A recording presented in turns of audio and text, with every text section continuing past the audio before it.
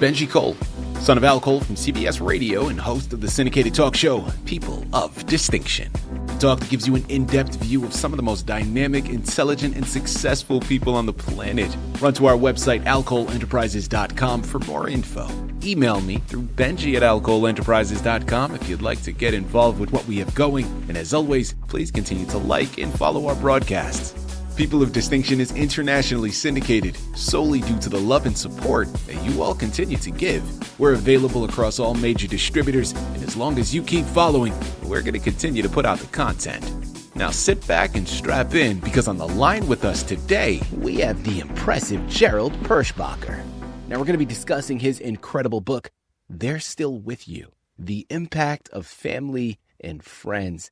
Man, it's Amazon, it's Barnes & Noble, it's a lot of other places. Type it into a search bar and be greeted with all of the locations where the book is available.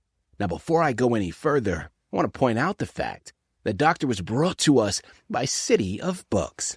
So for writers out there listening in, if you've gone through your process and now you need some assistance, man, you just wrote the book, but you don't know how to move it. Head on over to cityofbooks.com and gather all of the ways that their fantastic team, they're going to help you move your creative endeavors. And listen, it is an absolute pleasure to have Doctor here on the line with us. Man, this is a subject matter that we can all relate to. I don't care how old you are. I don't care where you are in life. I promise you, it has a message that's going to be able to resonate. Ever wonder who you'd be without the people who shaped you? Now, see, that's a great question, and it's something that, of course, is perfectly connected to the book. And I'm not just talking about your parents. I'm talking about your friends who became your anchors, your champions, your chosen family. And as someone, and I've mentioned this a number of times on previous broadcasts, as someone who is now a parent on that roller coaster of parenthood, very early on this journey, my wife and I are very blessed to have the quote unquote village around us. Now, oftentimes you hear that term that's connected to rearing children. And I'll tell you, man, we'd be lost without it. So it absolutely has that impact. But what about the village that's going to help us along our journey? When we get a flat tire, who we're calling, when we're fighting with our significant other, who we're running to, like the village that we keep, the family, the friends that we have around us. See, what Doctor has done here, man, he bridges the wisdom of the past with the question that we're all asking today. And that is looking out for the ones that we can depend on. This book is going to be a snapshot of history, but it's going to be a wonderful education that you're going to be able to take and run with as well. Sit back, strap in, and by the time we've concluded, you might just want to reach out to that person in your life that you've been thinking about. And I know it because I've been there. You got that one person in your life that you've been thinking about sending a message to. You've been thinking about calling because they've been on your mind and you just got caught up. After today's discussion, I promise you, man, you're going to send that message. First and foremost, Doctor, welcome to People of Distinction. And thank you very much for being here with us. How are you doing today, sir? I'm doing well, thank you, and this is a real pleasure and a joy. I look forward to it. The honor is all ours. I think, again, the subject matter in your book is something that is gonna take us down memory lane, right? It's gonna take us into the history books a little bit, but it's undergirded with a foundation that I think is going to be remarkably beneficial to everyone that picks it up. So we're looking forward to this discussion. Let's start off at the foundation, though. Tell us a little bit more about yourself and your background. My education is in education. I'm an educator and also in theology. I have a Doctor of Laws that was awarded in 2012 by Concordia University in Chicago, and I have been involved in book production, article writing for several decades.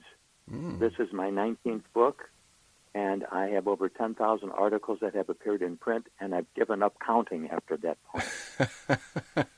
And these are nationally and internationally, and on various subjects, too, even including antique cars, because that's one of my side tracks, too. But, you know, what you said, Benji, is so apropos, because as I think back in the past and even in the writing of this book, I like to say that in the quiet of the day and the whisper of a memory, they're still with you. Your family and friends who made a wholesome impact on my life, your life, anybody's life. Your life. And your parents taught you right from wrong. They fed you. They cared for you. They gave you much more. And friends added to this impact in their own special manners.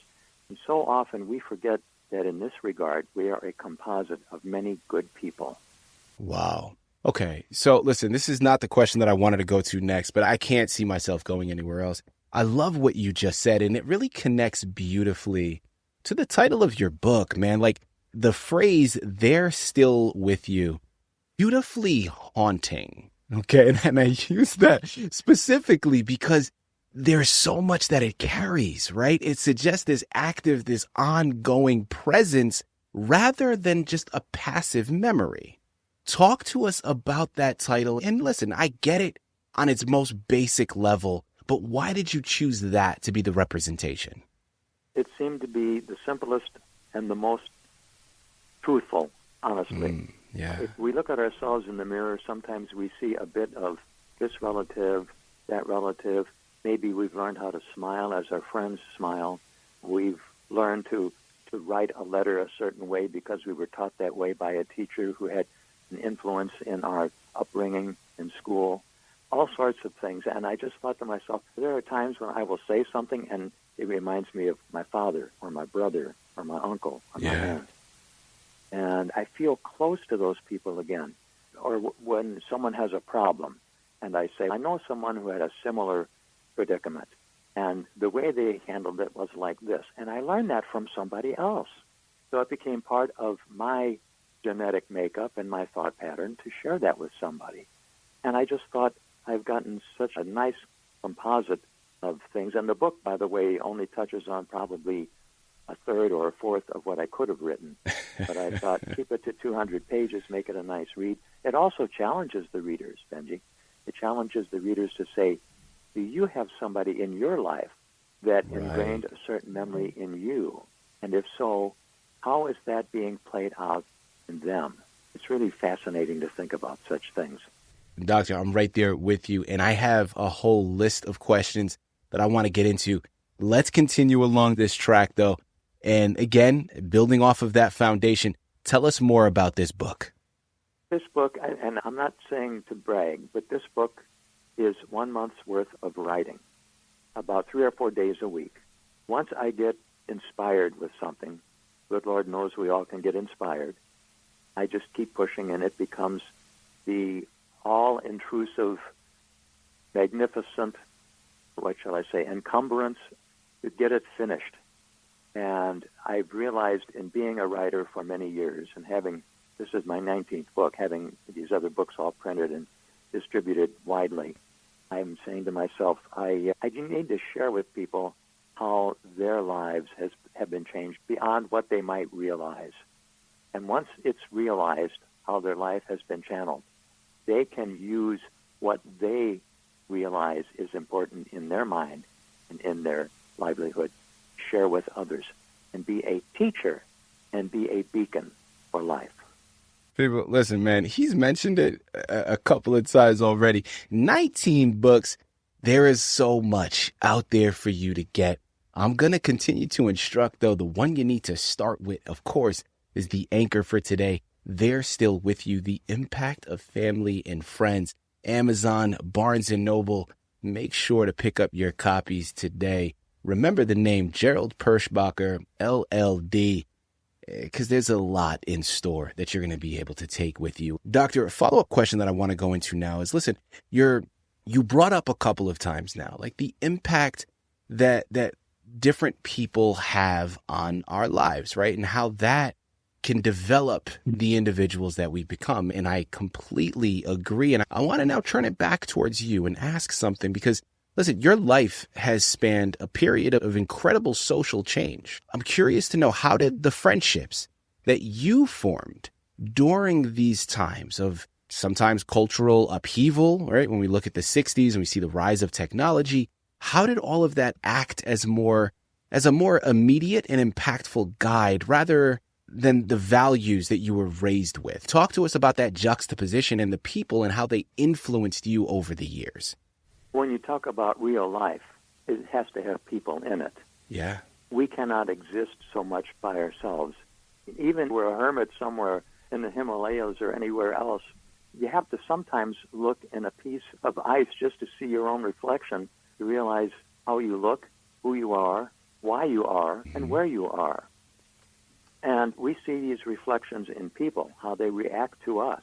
Maybe you have a neighbor that's nice, maybe you don't. Maybe the neighbor is a stinker. Maybe you're the stinker and the neighbor looks at you that way. I've got some neighbors I've lived next to for years, and I thought they were a little strange, and it turns out that they're not strange.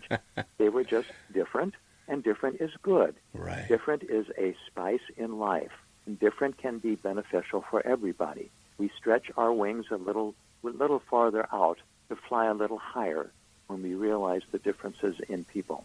So I got to give you a bit of this brings to mind one of the things in my book. Yeah, please. I just have to mention this.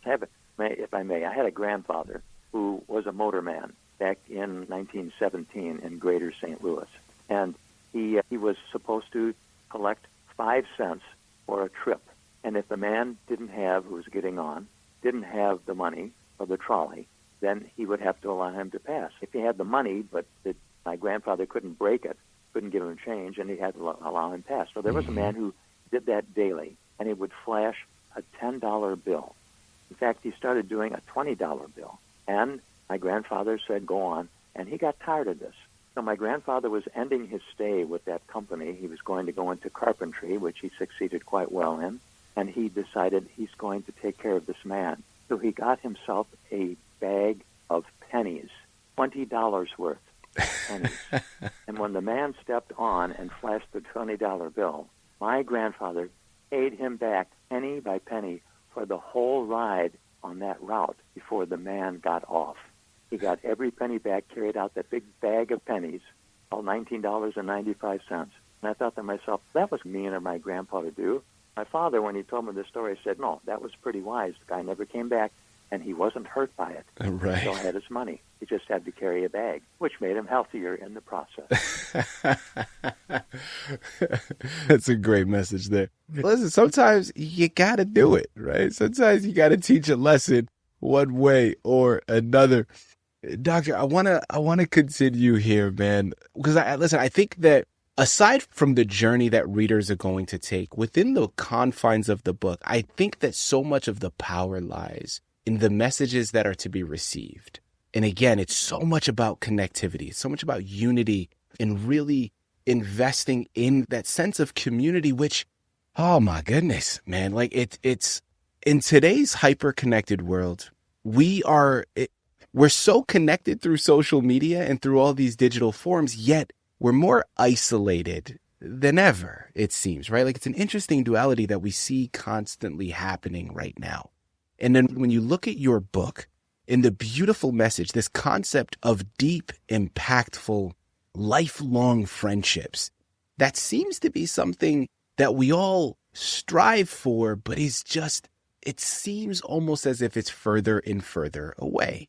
Paying it forward now as we start to tie out, let's pass on some wonderful wisdom here, if we may. In your opinion, what is the single most important piece of wisdom from your generation about building those lasting, meaningful connections that you fear might be getting lost today? I'm going to explain it in a special way, because what you're saying reminds me of the movies I used to watch on television, good old black and white television. I watched as a kid the films from the 30s and the 40s, the movies with Charlie Chan, that series. And he was a man who was always trying to solve a mystery and find the culprit who was behind whatever the mystery was and whatever the danger was and whatever the damage was. The films were well done and very moralistic as they occasionally surfaced in these black and white reruns, but there were pivotal moments of deduction in each broadcast of that Charlie Chan series. Charlie would say, "Oh, Confucius say," and he'd offer a bit of wisdom. Now, I don't know if that was really wisdom of old or if that was present day at that point, and they were just making it sound like it was done by Confucius. But truly, they were bits of knowledge. Wisdom comes where we find it, whether sourced or not. Wisdom develops as we grow, as we age, as we assess, which is an important factor, and as we apply. And perchance, every time we dip into our pool of experiential wisdom, we grow more adept in applying it to others and even ourselves. So we become our own teachers in that regard because of the teaching from others. That teaching never ends. As long as we're still breathing and the good Lord gives us the benefit of life, we can continue to go and grow and become better people. And even dogs. Most people have dogs, and they say, oh, I love this about my dog. And the dog, we often say the dog is almost like a person. There is some type of human element that has transferred from the master of the household to the dog. And the dog catches this. The dogs were bred to catch these things. So I had a dog by the name of Kippy.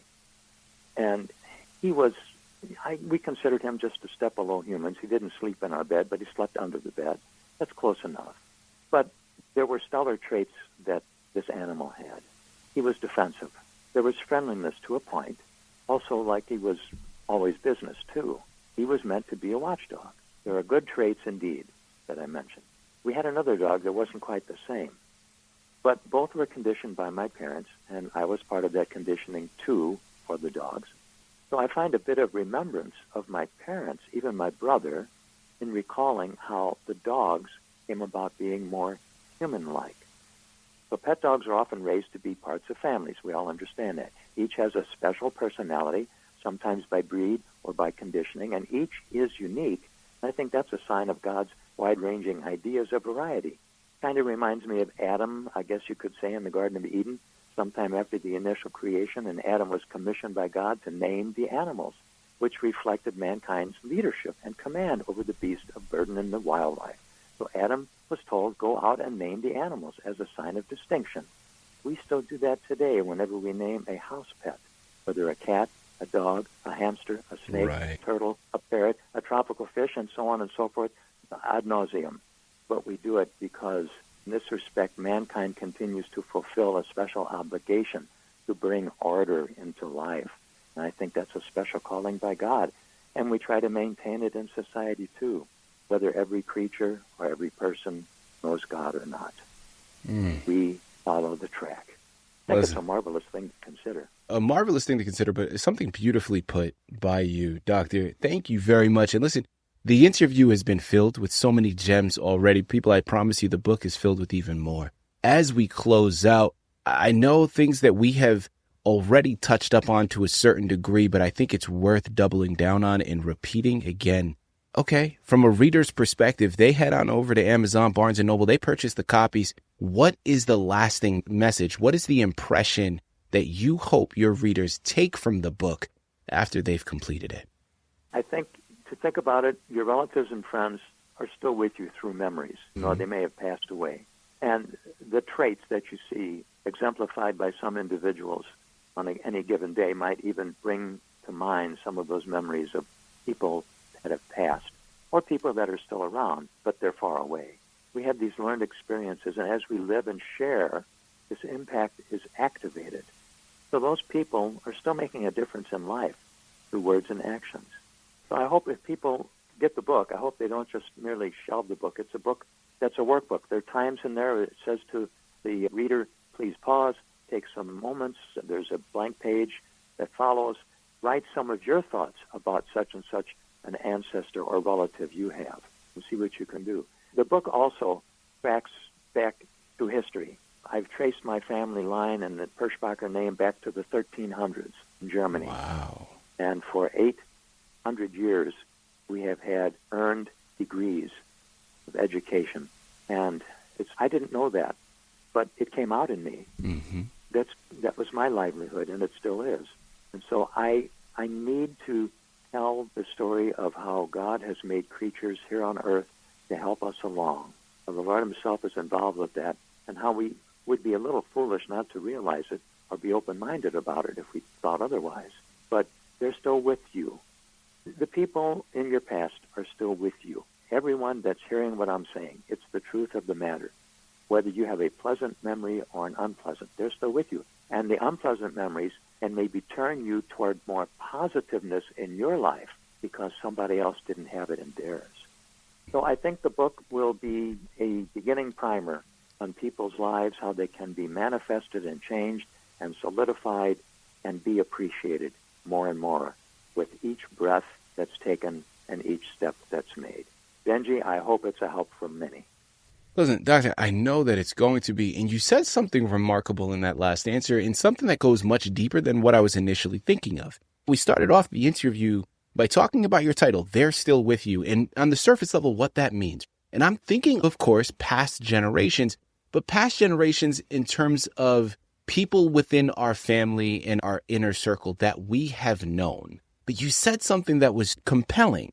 When you're talking about you went on this journey and researched your lineage in 800 years of representatives from your family that were all in some form or way receiving an education, right? Like they were pursuing degrees. I can't remember the exact word in which you put it, but that was essentially the message there, right? And there was this connectivity amongst all of these other individuals, people that, of course, you have never met and you didn't even know about prior to going on this journey. And I'm sure a large number of your family members didn't either. But isn't it interesting how going back 800 years, similarities in family members that connect to you today, Doctor, that I think is fascinating and is just a gem to be curated, to be brought out here that's found within the book. People, like I started off in joking by saying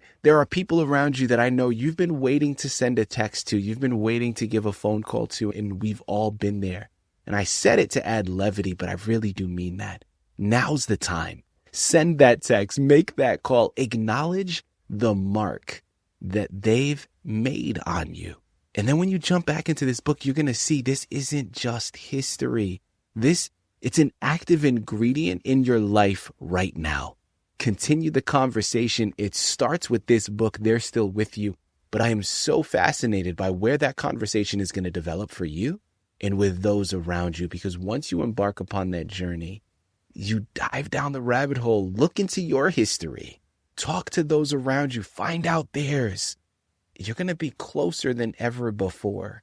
And it's going to be incredible. It's going to be beautiful. This is a journey that starts with this book, man. Remember, Amazon, Barnes & Noble, a lot of other places. Gerald Perschbacher, LLD. That's the name you got to search for. Head on over there. Pick up copies today. Doctor, this has been an absolute honor, man. I really do mean that. Such a delight. Thank you for being a guest on People of Distinction. Benji, thank you for being a wonderful host. I really appreciate it.